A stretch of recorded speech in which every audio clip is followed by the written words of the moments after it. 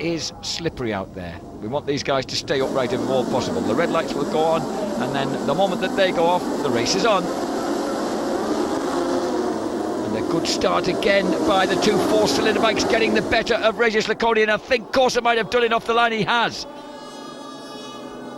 And it looks as if Carl Muggeridge may have been inspired by the drip to cleave his way through into third place, but I think he's just lost that spot. And Vermeulen very keen to get past Corsa, but couldn't quite find the room underneath. And Walker has made a terrific start, so too has Steve Martin. Walker and Martin side by side as they go round the series of lefts onto the back straight.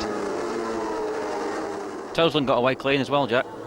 And Toseland's in there just ahead of Steve Martin. That's how good Martin's start was. But at the front, we've got number 77, Chris Walker, out breaking his way into the Tramonto and getting the better of Troy Corsa. Corsa again just a little cautious through there. Muggeridge tried to stave off number 55, Regis Laconi, for third place. And fifth place and sixth place held by Toseland and Kageyama. Ben Bostrom. I said that there were more people than Stalker needed a Stalker start. Well, the B-Boss has got one. He's up there as well on bike 155. And Frankie Killy tried to tuck inside him, and he has got him. So the Team Claffey Fireblade dips underneath the Team Renegade Koji Fireblade. At the front, we've got Honda, Suzuki, Honda, Ducati, Suzuki, and FP1 with Kawasaki. Chris Walker, first man in the frame for Kawasaki in 8th place. Martin's just got up on Kageyama. And Walker's his front wheel took away from him then. Oh, that's Norrie Haga's pushing his way through the pack. Talk about uncompromising as Vermeulen flashes across the line. Norrie Haga from 6th row of the grid has been plugging his way through. He's 8th as they cross the line, and there's been a fair bit of physical contact, I suspect, on his way through. And look at Frankie Killy trying to follow suit as well. Killy is there just behind him in 9th. They both pushed their way past Walker. Both went through Walker, the looks of it. It was a bit like that. He turned transparent for a second. Carl Muggeridge riding very, very bravely. Perhaps there was something extra special in the drip feed that he got from Dr. Costa in the Clinica Mobile. But anyway, they're headed down the back straight towards Tramonto now. And again, as happened in the first race, Toseland not quite on the pace of the front runners early on. But look at that beautiful turquoise, aquamarine, blue-green of Steve Martin's FP1 clinging right in there. In about 6th place. Muggeridge straight through on Corsa then, but Corsa's come back. So we've got an all-Australian battle at the front. Vermeulen, Corsa, Muggeridge all together. Vermeulen, of course, with a fair bit of Dutch ancestry in him, as his name would indicate here, which is why he's possibly pretty comfortable with the Dutch team. But at the moment, he's got his head down and he is ripping at the front to try and create perhaps a little bit of a gap over Troy Corsa's ultra-smooth Suzuki. Corsa really wasted no time coming back on him then. You don't want Chris to get away, that's what it is. You can't afford to let him go. So at the moment, Corsa's there in 2nd place. And here he comes, getting alongside Chris Vermeulen as they come past us, but the Tenkate Honda responds. And on that lap, but that was the fastest man on the track then was Laconi. 1:37.0 was the fastest man across the line. But behind him, Toseland, Martin, Haga, Killy. All of them in the low 37s. Kageyama's dropping back, you know, Jack. Well, I just wonder if he perhaps just give himself a bit of a beating. That was an enormous crash he had there going into the back straight. Quite possibly, yeah.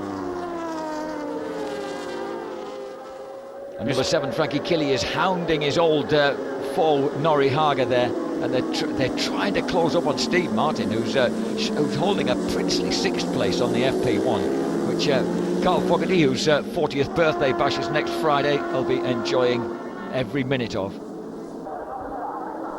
Welcome back to a slow-mo of number 55, the Xerox Ducati of Regis Laconi, squeezing into 3rd place inside Carl Muggeridge. Immaculately backing him to the Tramonto. That is, and here comes Killy. Killy squeezes inside Norrie Haga. So Killy now through the Tramonto as a big moment there for Steve Martin mid-corner.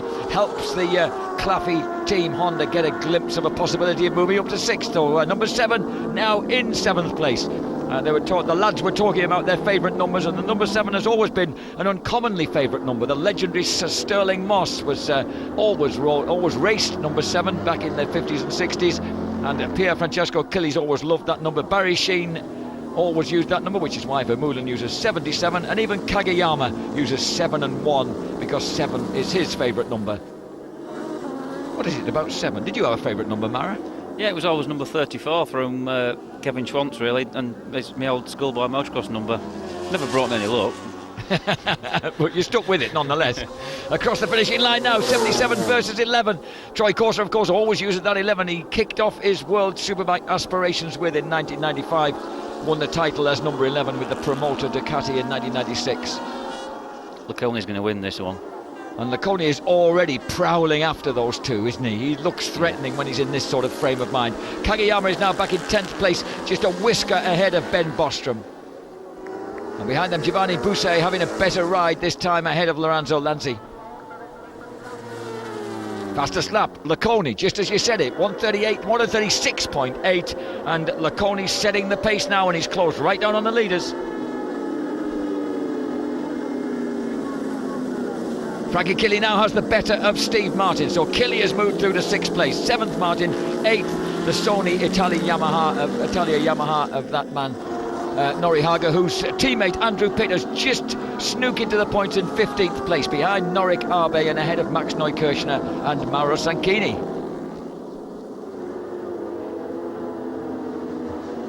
Tosland. Well, I'll tell you what, if Tosland doesn't get a move on, this man is going to be giving him some grief very, very shortly. Frankie Killy was 0.5 of a second faster than Steve Martin and Tosland that last lap. He's really pounding them down. So Killy in 137.5, not quite holding the pace of the three leaders. They're on the 137.0 mark, or even in the case of Laconi, just a whisker underneath it. So they're moving away from the rest. They howl across the line now, the fabulous thrum of that Ducati chasing the howling four cylinders. Ooh, did you see Muggers lay that Blackie with his front tyre? I think he's trying, you know. How do you have moments like that without you know, like it affecting you for the rest of the lap? Do you know what I mean? Do you just put it behind you straight away? As soon as it happened, you're that focused on the next turn or the rider in front of you that it's out of your mind, it's gone. If you start worrying about things like that, then you're just going to go slower. Actually, I've just remembered that in my mind, his whole World Supersports Championship hinged on an incredible moment that he saved in the wet going into that turn last year, as Laconi comes underneath Troy Corser and says, "Thank you very much, I'll just take that second place." And Corser says, "No, you won't." And Laconi says, "Yes, I will if I get my head down." But Corser said, "I'll have the apex, thank you."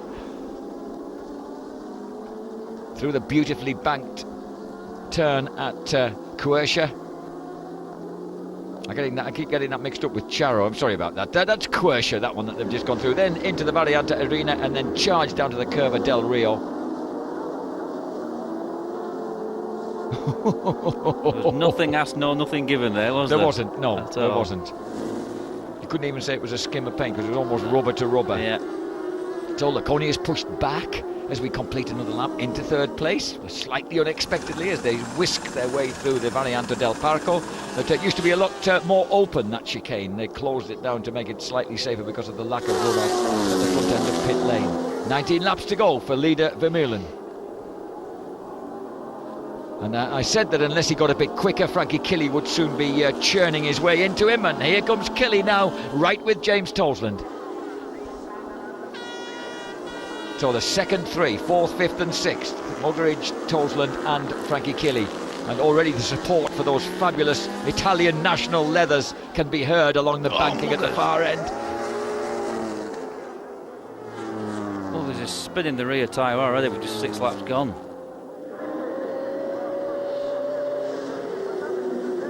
What a fantastic sight, Vermeulen, as he backs into that Tramonto. He's just controlling it from the moment he comes off the throttle. It's just backing itself in. Fantastic to watch. And of course it's a left-hander, and all his dirt track racing was done in left-handers. He loves them.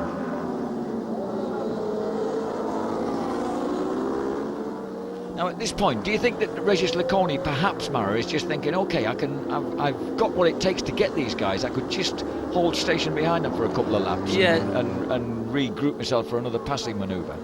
About half a lap ago, he made a bit of a mistake, so that's why he's dropped back. But he's straight back onto the back of the group. So if he can, he's going to get through and clear off. But I don't think it's going to be that easy for him this time.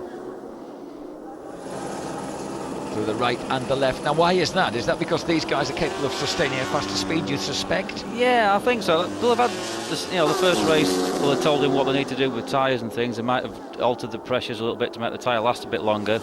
I mean, we heard Christopher Mullen say on the podium that he needs to get 5 more laps out of the tyre. So they know that there is a tyre trouble, so it's something that we'll have addressed, and hopefully they can match the Ducati.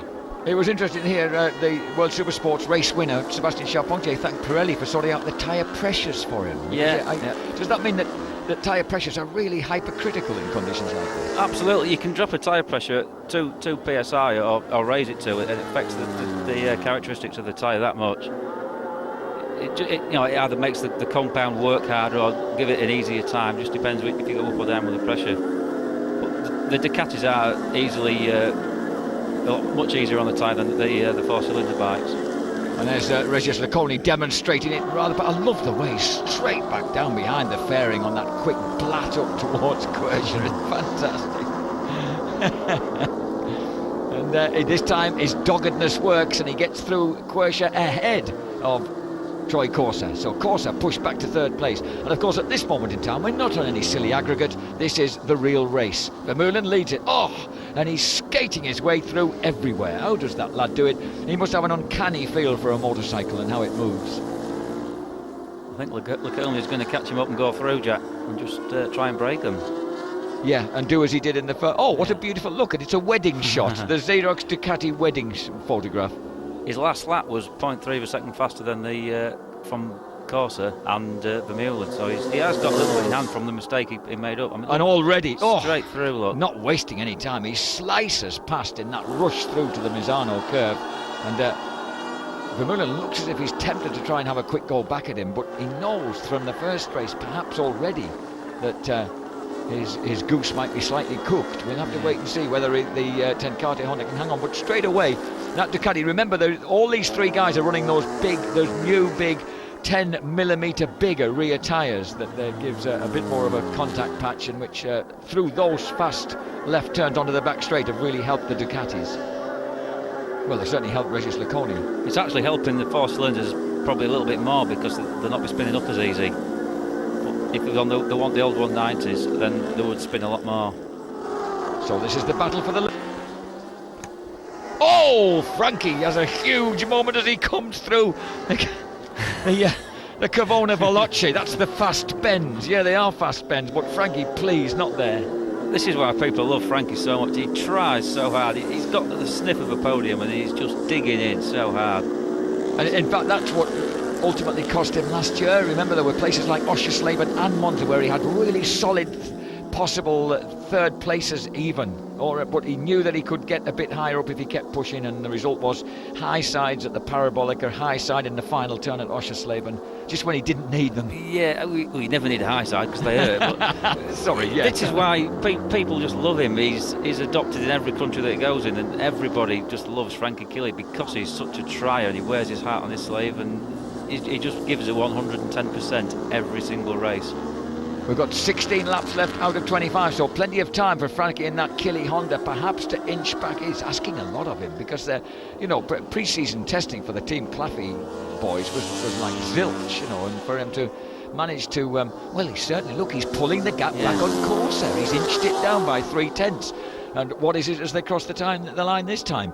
And that's a 37.3 for Laconi, 37.7 for Vermeulen, 37.8 for Corsa, and a 37.7 for Killy. So again, he just gets that gap down a bit to about 3.2 seconds. Killy really... He's enjoying that, isn't he? He's giving it all. And Toseland is kind of trying to come with him. Toseland has seen that he's getting away a bit, and although Tolsland's last lap was about 3/10 slower. He's trying to hang on there while Corsa is really applying the pressure now to the Winston 10 Carter Honda.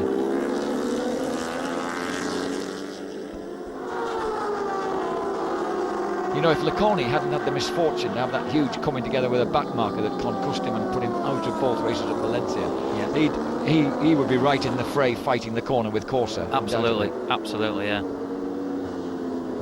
All-Star Corona, of course this is the Corona Extra World Superbike Championship for the first time, and so it couldn't really be a better year for All-Star Corona Suzuki to grab their first and Suzuki's first ever World Superbike Championship. They've done it often enough in World Supersports, which has gone in a little series of waves really. Suzuki had command of it for a little while. Ducati, then Suzuki, then that one-off Andrew Pitt victory for Kawasaki, and then Honda have ruled the roost since. World Superbikes, got an awful lot of Ducati wins going on, and this could be another Ducati race win. But meantime, further back, here comes Killy, Tolsland, Muggeridge, and backing in wildly there into the first turn, none other than Norihaga. Haga really looking like he's on the case here. He's not hanging about 1 inch, and behind them, Stalker still fighting to get on terms with an inspired Steve Martin. Look at Norrie, he's just wafting that thing sideways. I think Muggeridge is struggling again, you know, Jack. He's the first one to drop into the 38.2s. I think it wouldn't be surprising if he was, really. I don't know how much work that they've been able to successfully do, but Tolsland has waited. Tolsland is suddenly inspired to give chase to Frankie Killy, and he's beginning to force the issue. And I just wonder if Frankie's about 3.6 seconds behind Corsa. I think his mid is kind of third of a distant surge there, are slightly mellowed. I don't think he's quite managing to claw back the gap now on number 11 Troy Corsa, because it looks to me like Corsa and Vermeulen coming back a bit on Laconi.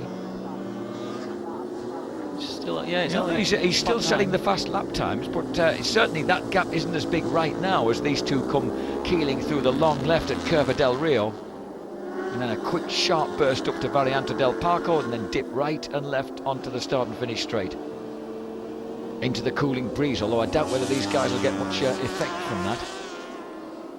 My wonderful late dad used to say, you make your own wind as you go along on a motorbike. Depends what you've been eating. Thankfully we seem to have eaten fairly cleanly last night, Mara.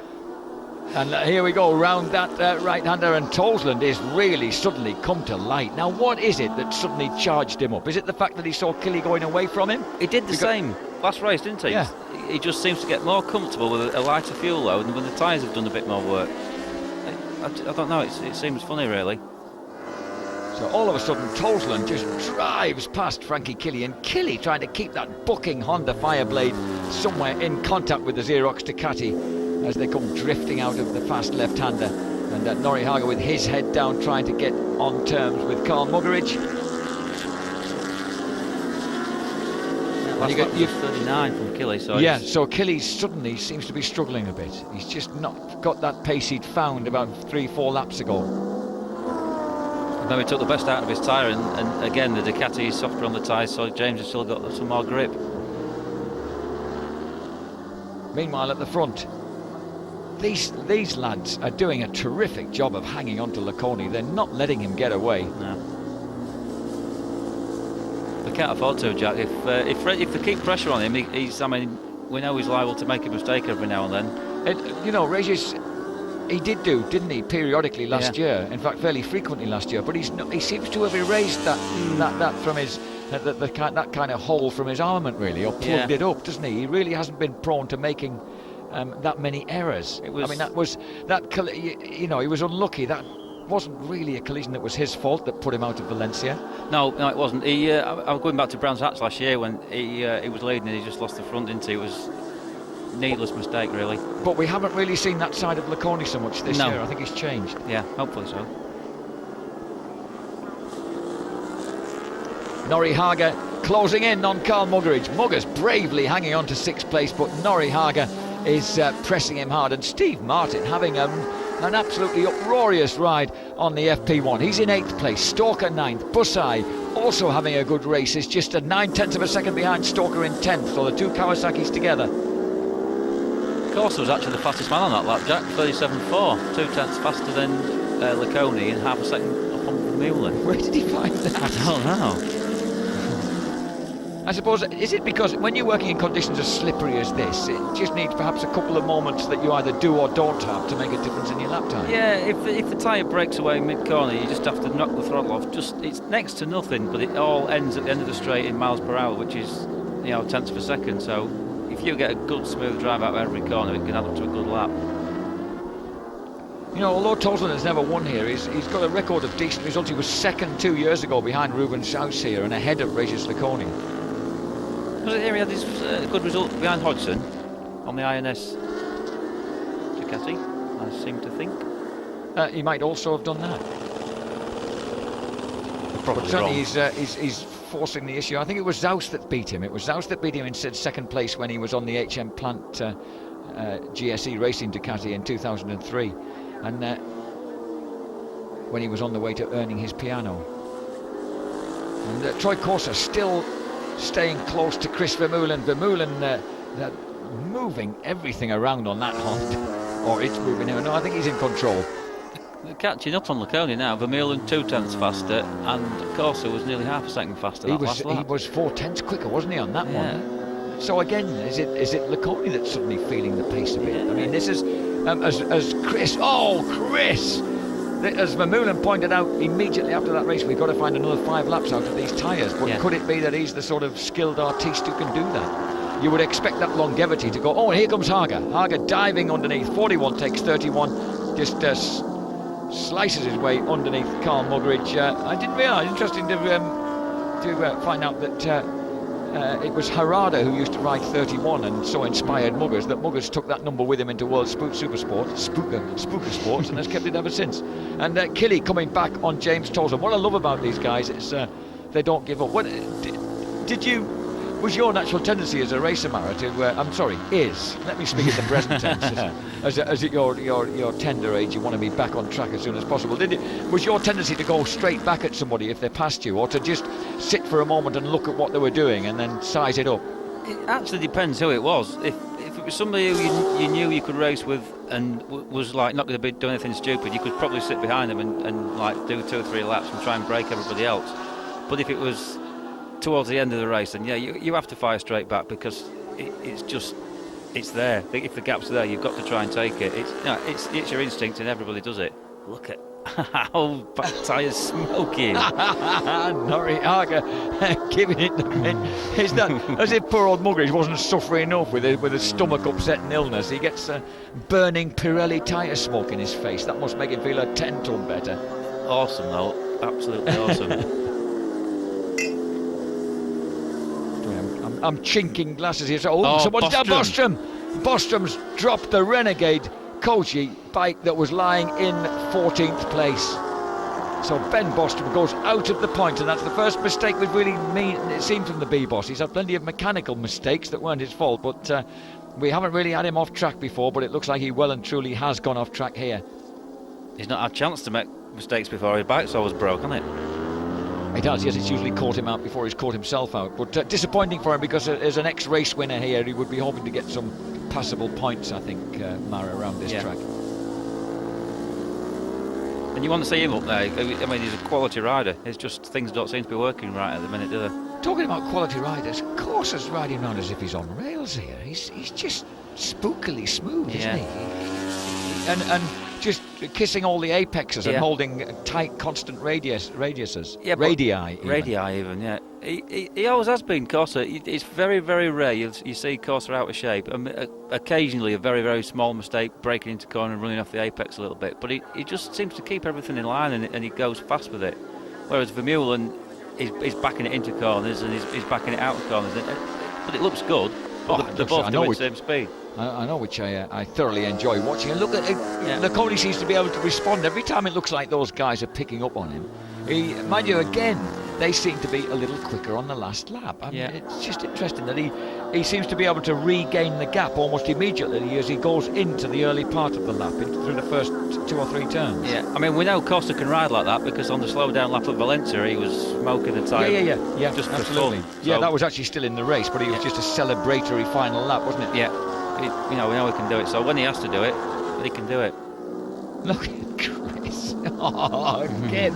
Bring her home, son. Bring her home. The amazing thing about people of Vermeulen's extraordinary skill is they always find the apex from that sort of extraordinary position, and you just think it's at some point it's never going to be possible. Well, occasionally it goes wrong, and like Chris did yesterday in Superbike, just the thing backed in a little bit too much, and it chucked him out of the seat. But it's down to fine control and having the bike working exactly how you want it to do. One man who's not enjoying a race of particularly fine control, by the way, is Yukio Kageyama, who slipped back behind Neukirchen into 13th place now, just ahead of Mauro Sanchini and Andrew Pitt. So just 3 points in the bag at the moment, potentially for Yukio Kageyama, which isn't good news for his third place in the championship, nor keeping in touch with... and here comes... Have we seen that somewhere before? Yeah. You can watch that over and over, can't you, and still enjoy it. Oh, it's not surprising that English fans stand on the inside of turns, raising pints of lager, going, "Norrie!" as he goes past. We love him. Laconi. And again, Corsa looking like he's in a position. He looks as if he's capable of getting past Vermeulen at any moment. And yet, Chris is just holding him at bay and seems to have that little bit of drive coming out of the final chicane, heading for the finishing line. Yeah, but yet again, both Vermeulen and Corsa are a tenth of a second faster than Laconi. Listen, this is becoming a complete mystery to me, because they don't seem to be getting any nearer to him. How can they say the camera can't lie? How can the watch lie? I give in. Meanwhile, behind them, Killy, Tosland, Killy, Hager, Muggeridge, Martin, Bussai, Walker, and Stalker's been overtaken. He's been pushed back to 10th place by Giovanni Bussai on the Bertocchi ZX10. He won't be too chuffed about that. He likes to be at least the lead Kawasaki home. And Gary McCoy's bike's still going. I've noticed that he's there in front of Conforti, just behind Norik Abe in 18th place. And here is the battle going on with Chris Walker on the PSG1 course Kawasaki, and Giovanni Bussai just ahead of him.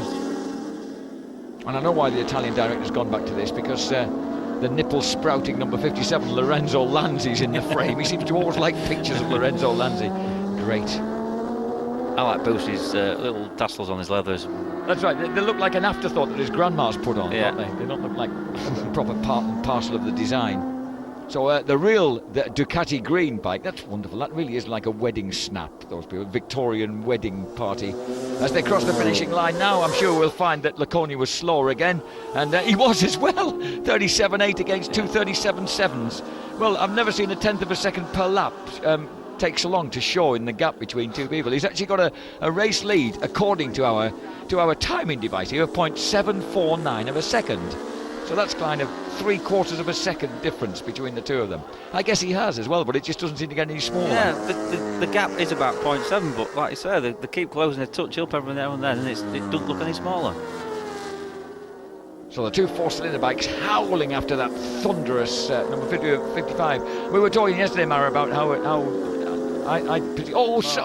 McCoy, Gary. The bike stayed together and you fell off it. You must have been getting overexcited at the prospect of a point, because you were there in 18th place and you could see Alfonsi and Abe ahead of you. Yeah, whenever a Ducati or an SP or S1 or SP2 Honda goes past on the road, I just can't resist dropping the window to listen to that wonderful noise as they go past. Yeah, they do. They sound gorgeous, don't they? And did you see daylight underneath Regis Laconi's front wheel then?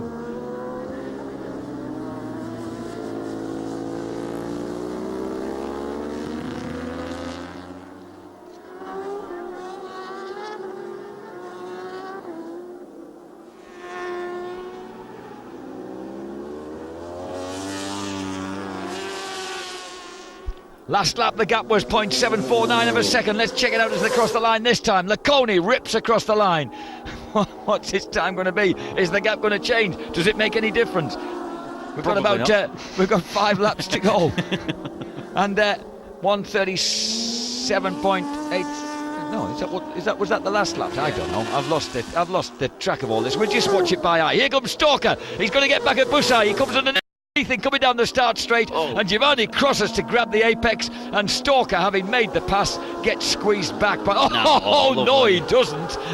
That's my boy. The Misano curve, a scene for a touch of Stalker heroics then, as he rips back past inside Giovanni Bussai and snatches back that. I'm not even sure what place they're fighting over. 9th place. This is 9th, 10th, and 11th place with Lorenzo Lanzi right in behind them. Lorenzo Lanzi, bike number 57. As Stalker leads the way. Lanzi, the 23-year-old from Cesena, on the SC Karaki Ducati twin. Here comes Giovanni Bussai again, but he's backed himself in too far out. I think he might lose a place to the Ducati as well, and he tries to cut back in, but Lanzi just dips through and says, thank you very much, I'll carve you up and have that one. Meanwhile, the other Ducati, the thundering Factory 999, incidentally in 4th place, 9.7 seconds behind his teammate. James Toseland still has a solid place there, and I think we might have accidentally picked up a back marker. That was number 74, Adam Badziak from Versavia on the Poland position Suzuki GSX-R 1000. No, a bigger mystery to me as it is to you. I like the all black outfit though. He looks like one of those John Player special Nortons from a few years back without the noise. And I like these split screen effects we're getting here, but Stalker, he could have done without that mistake from Bussai, you know, because I think Lanzi could give him a harder time than Giovanni was managing to. Yeah. And look at the Ducati pouring the air. Stalker's got to get the power of that ZX-10 down. He does, comfortably into turn 1.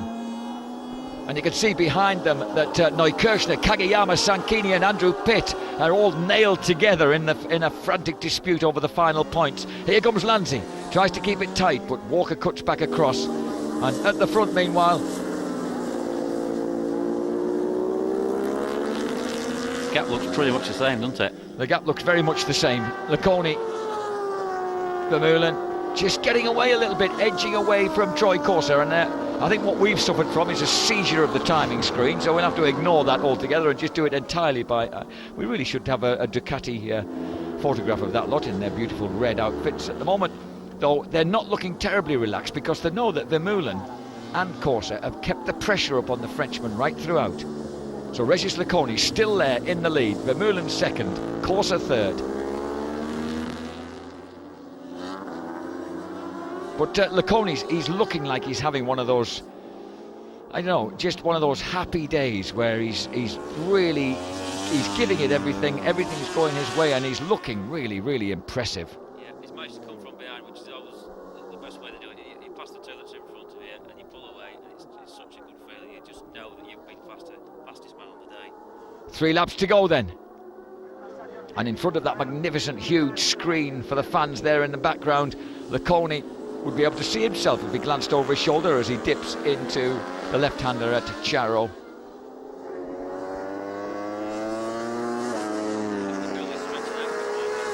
I think he has just got the better of things at this moment in time.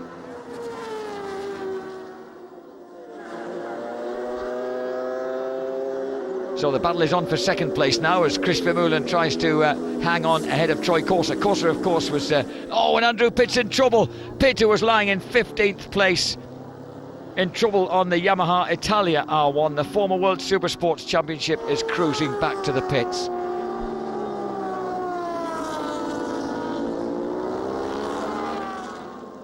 Laconi leads the way.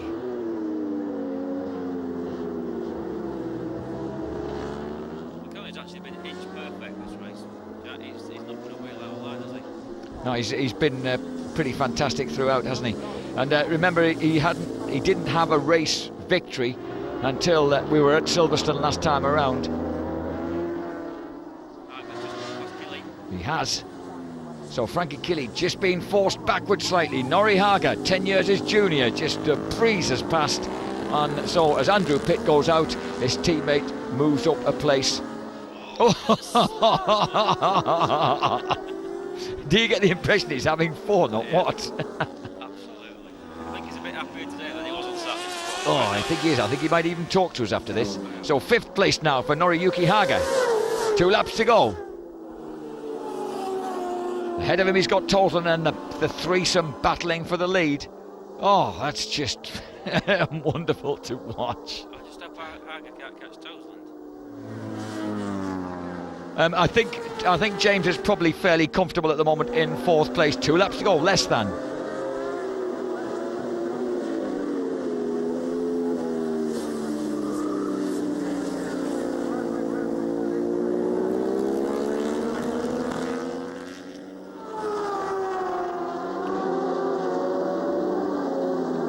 Chris Vermeulen backing beautifully into the Tramonto curve.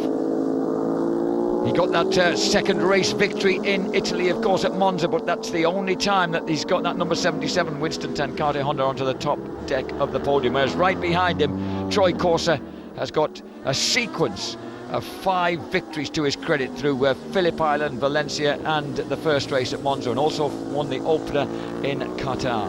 Even though Vermeulen won't be too happy with this weekend, you know, because he's not won. He's actually, his main aim 2 races ago was to beat Corser, and he's beat Corser in both races today. Well, he has beaten Corser in the first one. So, well, he'll beat me this one. I don't want to put a jinx on him, but I'm sure he will. Mara,